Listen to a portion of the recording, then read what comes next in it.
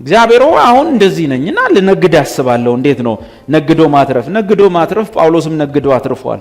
ጳውሎስ ነጋዴ ነው እንጂ መንግስት ሰራተኛ አይደለም። የወር ደመወዝተኛ አይደለም። ድንኳን ሰፊ ነው። ሪል ስቴት ነው። በዘመኑ የነበረ ቤት ሻጭ ነው።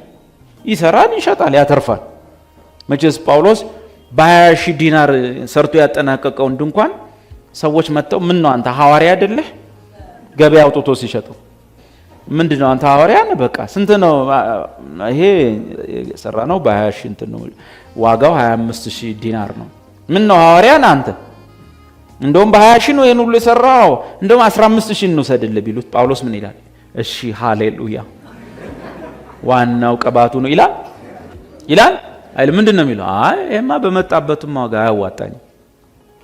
ጳውሎስ እኮ እንዲህ ነው እየሸጠ ይኖር። ይሄማ የመጣበትም ዋጋ እንደሱ እንደ 20,000 እኮ ነው የመጣው ራሱ። ወይ ሌላ ቦታ ሄዳችሁ ፈልጉ፣ አይሆንም። አትርፎ ይሸጣል። ከዛ በገዛ እጆቼ እየደከሙ ከኔም ጋር ላሉት እተርፋለሁ አለ። ለማኝ አገልጋይ አይደለሁም ማለት ደስ አይልም?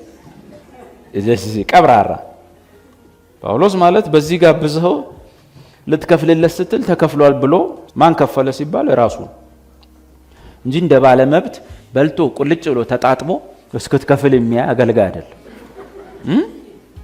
በእግዚአብሔር ላይ እምነቴ ትልቅ ነው አለ አንድ አገልጋይ። እውነተኛ ነገር ቪዲዮ ስላለ በጣም እምነቴ ትልቅ ነው አለ። ሃሌሉያ ሆቴል እንኳን ስገባ ብርጅ አልገባም አለ። ሃሌሉያ እኔ እንዴት አድርጎ ሊከፍለው ነው ስል በቃ አብሮኝ ያሉ ሰዎች እንደሚከፍሉ አምኜ ነው የምገባው አይልም።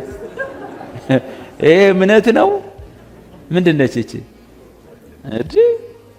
ምንድን ነው ግን መለቃቀም አያስጠላም? ይሄ እኮ ማለት ሰው ቤት ገብተህ ቁልጭ ብለህ ምሳ አምጡ እንደማለት። የሰው ኪስ ውስጥ እንዴት ትገባለህ?